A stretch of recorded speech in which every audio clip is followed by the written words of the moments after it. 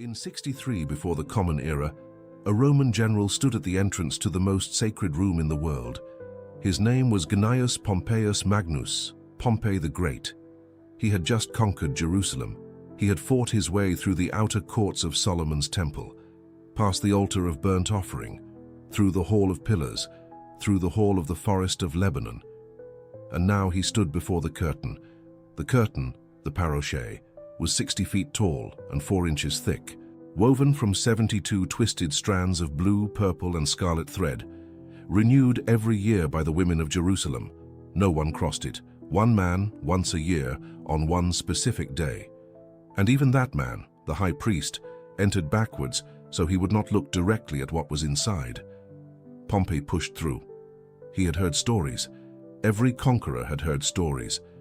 The Jews worshipped a God with no image, no form, no name that anyone outside their community was permitted to speak aloud.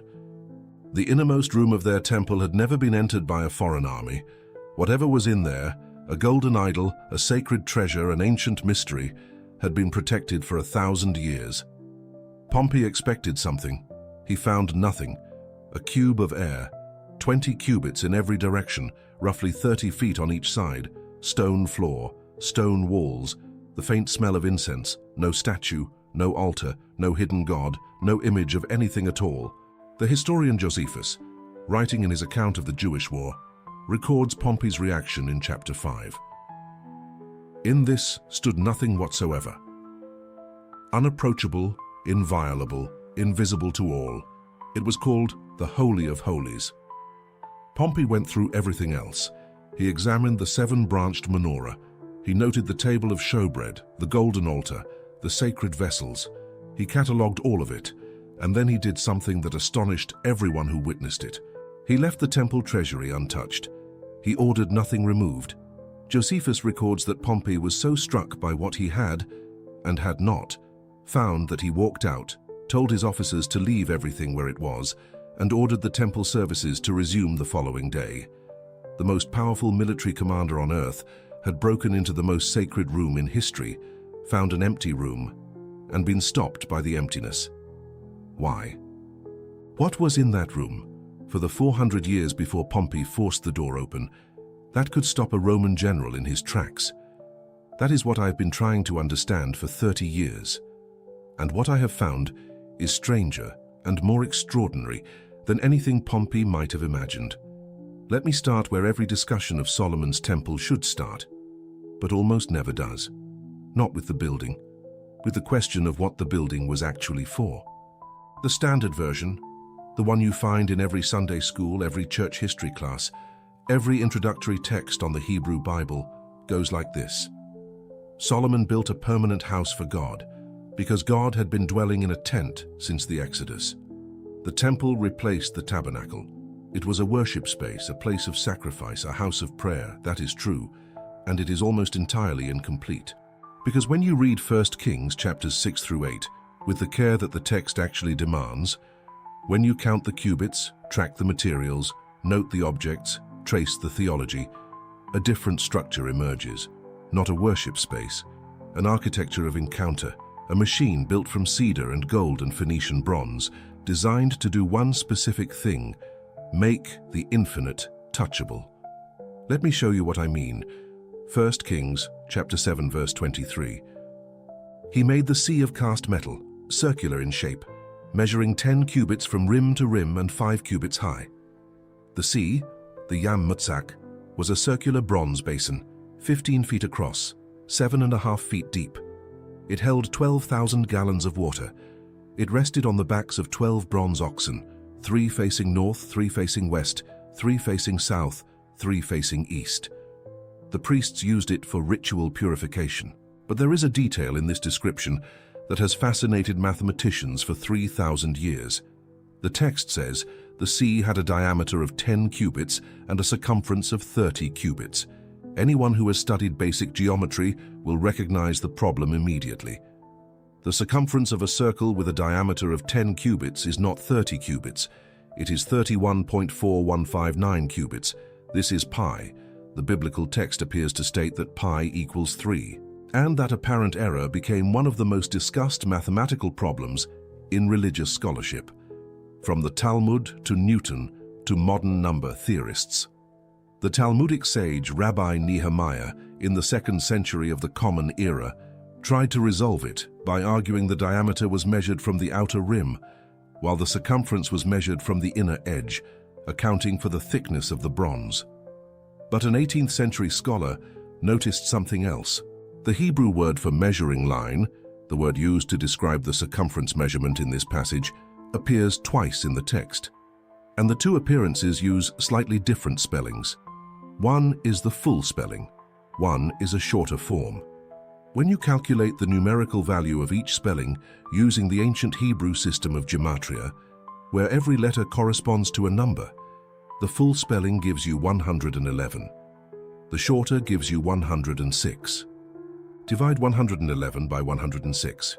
You get 1.0472. Multiply the stated circumference of 30 cubits by that ratio. You get 31.416, accurate to pi to 4 decimal places, embedded in the spelling of a single word. I will not tell you what to make of that. I will tell you that the ancient world understood things we have not finished understanding. Now, there is something even stranger about the construction of the temple, and it begins with a prohibition. 1 Kings chapter 6 verse 7. In building the temple, only blocks dressed at the quarry were used, and no hammer, chisel, or any other iron tool was heard at the temple site while it was being built. Iron was the metal of war. To bring iron tools to a house of peace was, in the theology of the time, a form of desecration. The swords of soldiers and the stone-cutting tools of builders shared the same material, and that connection was not acceptable in a space dedicated to the divine. But the temple required precision stonework. Massive stones cut to fit together without mortar, aligned to specifications that still impress structural engineers today. Without iron tools, how? The Talmud answers this in Tractate Gittin, one of the longer narrative passages in the entire Babylonian Talmud. Gittin 68a through 68b. Solomon, the text records, was at a loss. His advisors were at a loss. No tool existed that could cut stone without iron. So Solomon consulted a demon, not reluctantly, not as a last resort, as a calculated strategic decision, the wisest man who ever lived, determining that the temple was important enough to require extraordinary measures. The demon Solomon consulted was Asmodeus, king of the demons. This is the same Asmodeus who appears in the Book of Tobit in the Zoroastrian tradition, in later medieval European demonology. In the Talmud, he is not a minor figure, he is the king. Solomon sent his general, Benayahu ben Jehoiada, with a magic ring bearing the name of God inscribed on it. Benayahu found the well where Asmodeus drank each day. He drained it and replaced the water with wine. When Asmodeus returned, he drank, fell into a stupor, and was chained with the ring he could not remove, because the name it bore was greater than his power. Brought before Solomon in chains, Asmodeus eventually revealed what Solomon needed: the shamir. The shamir was, and the texts struggle with this description, a worm or a creature or possibly a substance, the size of a barleycorn. Created at twilight on the 6th day of creation, in the final moments before the first Sabbath descended. The Mishnah in Tractate Avot, chapter 5, lists the 10 things God created at that twilight moment, things that could not fit inside the 6 days of ordinary creation, but that history would require. The shamir is one of them. It had a single function. It could split any material by proximity alone. Stone, glass, metal, anything, without contact. It could not be stored in any container, it would split. The Talmud is precise about this. It was wrapped in wool and placed in a lead box filled with barley bran. With the shamir, Solomon's workers cut the massive stones of the temple precisely, silently, without a single iron tool striking a single surface. And then, when the temple was complete, the shamir was gone. Mishnah Sota, chapter 9, verse 12. When the temple was destroyed, the shamir was obliterated from the world. The creature created at the edge of creation, for the sole purpose of making the temple possible, ceased to exist the moment the temple fell. Think carefully about what that implies. The most sacred building in the ancient world could only be constructed with the assistance of the king of the demons. The wisest man who ever lived made a deal that no priest has ever had the courage to explain in Sunday school. And the instrument of that deal, the shamir, chose not to survive the destruction of what it had built. Let me tell you what was inside the Ark of the Covenant. Not speculation, not legend. The Talmud, Tractate Bava Batra, page 14b, is explicit. The Ark contained the second set of tablets, the commandments God rewrote after Moses descended Sinai a second time. A golden jar of manna, the bread from heaven that fell 6 days a week for 40 years in the wilderness, preserved indefinitely in that container.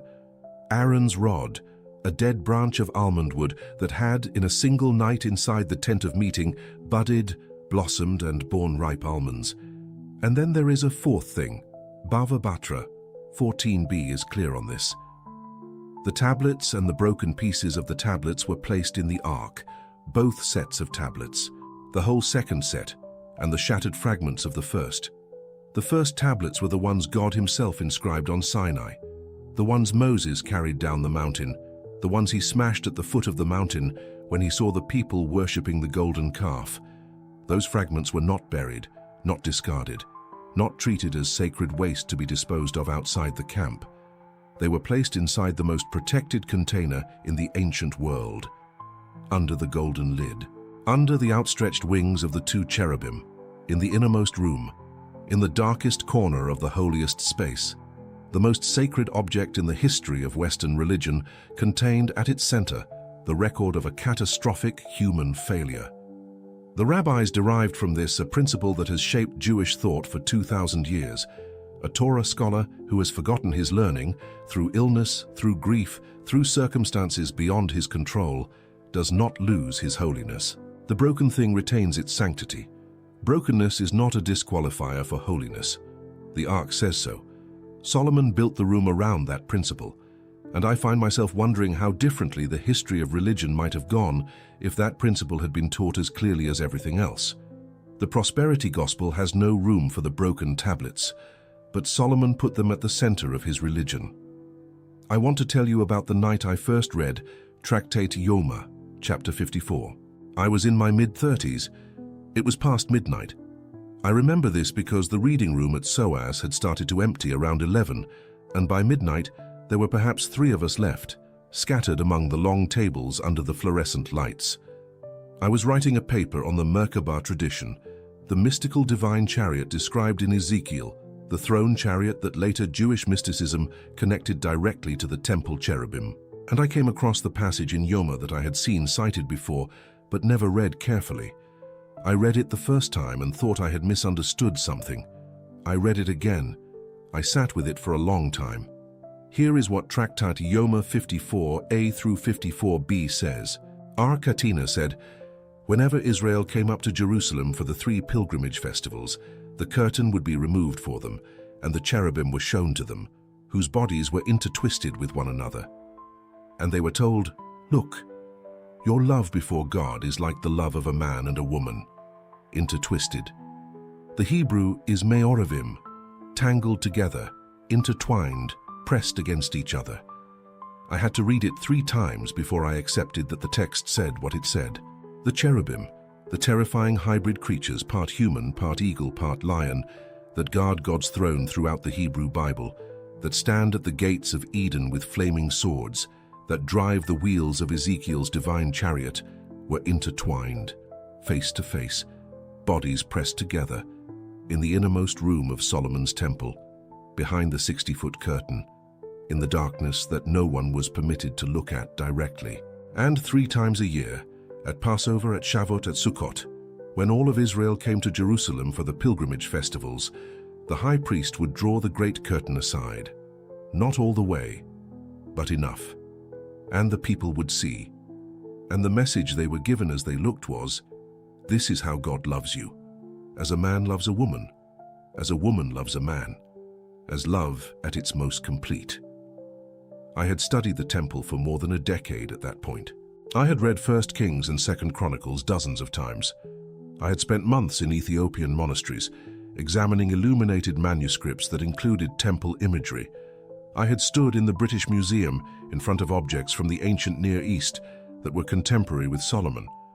No one had ever told me this, not my father, who spent his career studying ancient religions at UCL, not my lecturers at SOAS, not the Pentecostal pastors my cousins attended in Lagos, not the Catholic priests who baptized me and confirmed me, and later buried my mother. Every image of the temple I had ever seen showed the cherubim as guards, as divine sentinels, as protectors flanking the throne of an unapproachable God. No one had shown me that the innermost secret of Solomon's temple was not a commandment. It was an embrace. The foundation stone is still there. Beneath the golden dome on the Temple Mount in Jerusalem, you can visit it. You can stand on the marble floor above it. The Babylonian Talmud, Tractate Yoma, page 54b. Rabbi Yitzchak Nafcha taught, the Holy One cast a stone into the primordial sea, the Tohu Vavohu of Genesis chapter 1 verse 2, and from it the world was founded. That stone is the Even Hashetia, the foundation stone. The rabbinical claim about it is not merely that it is sacred, the claim is cosmological. The foundation stone is the point from which creation was anchored, the first solid thing in existence. Everything else grew outward from it, like a crystal forming from a seed. And the stone has a second function, described in Tractate Sukkah and in the Jerusalem Talmud, that is almost never discussed in popular religious writing. It is the seal on the Tehom. The Tehom is the primordial deep, the chaotic pre-creation waters described in Genesis chapter 1 verse 2. Darkness was over the surface of the deep. The foundation stone seals those waters, holds the abyss closed, keeps the pre-creation chaos from returning. Beneath the dome of the rock there is a cave. Its Arabic name is Bir al-Arwa, the well of souls. Islamic tradition says the souls of the dead gather there twice weekly to pray. Jewish tradition identifies the cave as the vertical channel descending to the Tehom itself. Solomon built his temple over the seal on the edge of creation, and this is where the Islamic tradition becomes essential, because it is not separate from this story. The Quran, Surah 17, verse 1, records the night journey of the Prophet Muhammad, peace be upon him. Glory be to the one who took his servant by night from Masjid al-Haram to Masjid al-Aqsa, whose surroundings we have blessed, so that we may show him some of our signs. Masjid al-Aqsa, the farthest mosque. In the year 621 of the Common Era, the Al-Aqsa Mosque as a physical building did not exist. What existed was the site, the Temple Mount, Solomon's foundation stone. From that stone, Islamic tradition is explicit. The Prophet was lifted through 7 heavens. He met Moses, Jesus, Abraham in each ascending realm, and at the highest point he received the commandments of the prayer, and then he descended back to the stone. Sahih Bukhari, Hadith 3366, records the Prophet being asked, which mosque was established first on earth? Al-Haram in Mecca, and then which? Al-Aqsa in Jerusalem. How much time between them? 40 years. Classical Islamic scholarship, Ibn Hajar al-Asqalani, al-Tabari, the great commentators, identifies Suleiman, peace be upon him, as the builder or rebuilder of that Jerusalem sanctuary. For Islam, Solomon's temple is not a Jewish relic. It is a Muslim sanctuary, built by a Muslim prophet from which the second holiest act in Islamic history departed. Both traditions. One stone, sealed beneath one dome. This is what the building was doing. And in 1996, an archaeologist named Leon Rittmeyer published something in Biblical Archaeology Review that added one more layer to the picture. Rittmeyer had spent decades studying the Temple Mount, working backward from Herodian stonework, pre-Herodian rock cuts, surviving measurements in the Mishnah and Josephus, to establish precisely where Solomon's Holy of Holies had stood. And on the surface of the foundation stone, the exposed bedrock visible today beneath the dome of the rock, he found a rectangular depression, cut into the rock, not natural, deliberate, measuring 2.5 cubits by 1.5 cubits. The Ark of the Covenant's dimensions, given in Exodus chapter 25, verse 10, 2.5 cubits long, 1.5 cubits wide, 1.5 cubits tall, The length and width of the cut in the rock match the ark's footprint exactly. Rittmeyer's argument is that the ark was lowered into this cut, so it sat flush with the surface of the foundation stone, stabilized, anchored, with its carrying poles extending to either side as described in the priestly texts. The ark is gone. The void the ark left, its exact shape, its precise dimensions, carved 3,000 years ago into the rock, is still there. Beneath the dome of the rock, in the city Solomon chose, open to the sky. And now I need to tell you about 9 knights and what they found. In the year 1119 of the Common Era, a French nobleman named Hugues de Payens arrived in Jerusalem with 8 companions. They presented themselves to the king of Jerusalem and asked for one thing: accommodation inside the Al-Aqsa Mosque on the Temple Mount. The Crusaders called this building the Temple of Solomon. The 9 knights were given rooms in the eastern wing, and there they stayed for 9 years, 9 nights, 9 years, 1 location. Historical records of the period are consistent on this point. The 9 knights, who called themselves the poor fellow soldiers of Christ and of the Temple of Solomon, whom history would call the Knights Templar, did not, during those 9 years, patrol roads, escort pilgrims, or fight. They dug. In 1867, a British royal engineer named Charles Warren was conducting a survey of the Temple Mount. His team excavated a vertical shaft near the southeastern corner, now known as Warren's Shaft, and from there extended horizontal tunnels beneath the mosque floor. Inside those tunnels, they found something: Crusader-era spurs, a lance tip, a fragment of a Templar cross, pieces of Templar equipment, physical evidence of 9 years of organized underground excavation, still sitting in the tunnels 750 years after the Templars had left Jerusalem. What did they find down there? I cannot tell you. No one can tell you with certainty. What I can tell you is this: within a decade of their return to Europe, the Knights Templar had become the wealthiest non-royal institution in the medieval world. They had been granted extraordinary papal privileges that no other military order possessed.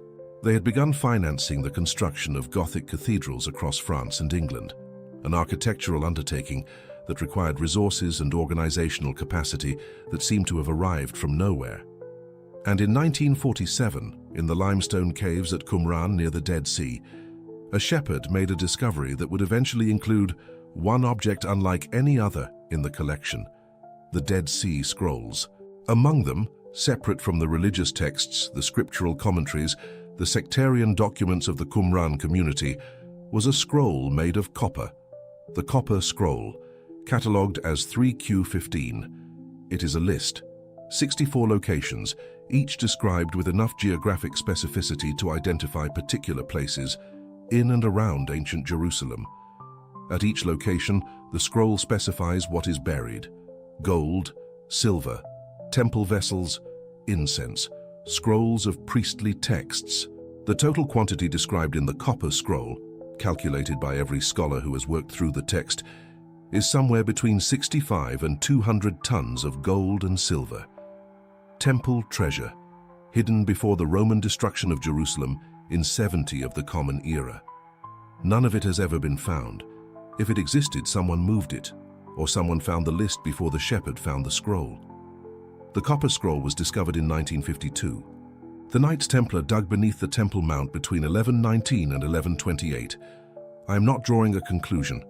I am showing you what the evidence looks like, laid side by side, and I am leaving the space between them open, because honest scholarship requires that.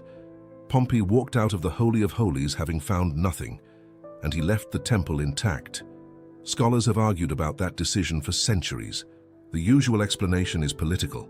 He needed the goodwill of the population. He needed the city to function. Disrupting the temple would have made governing Jerusalem impossible. Maybe. But Josephus uses a particular word. He says Pompey was struck with wonder. The Greek is thambos. It means astonishment, the kind that stops you. Not wonder at treasure, wonder at absence.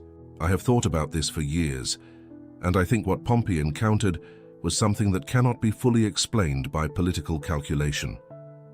The Holy of Holies was not empty because the Ark had been taken.